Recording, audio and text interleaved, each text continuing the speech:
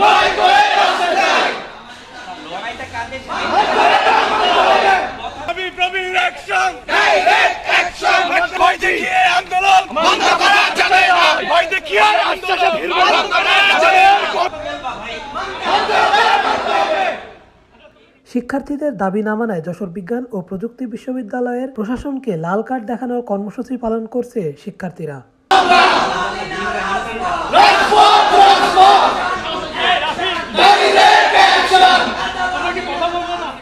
অপরিকল্পিত উন্নয়নের নামে শিক্ষার্থীদের ভোগান্তি, ছাত্র সংসদের দাবি মেডিকেল সেন্টারে সার্বক্ষণিক চিকিৎসক এবং হলে পর্যাপ্ত নিরাপত্তা ব্যবস্থা দেয়া সহ আরও অনেক দাবি নিয়ে এ কর্মসূচি শুরু করে যশোর বিজ্ঞান ও প্রযুক্তি বিশ্ববিদ্যালয়ের সাধারণ শিক্ষার্থীরা।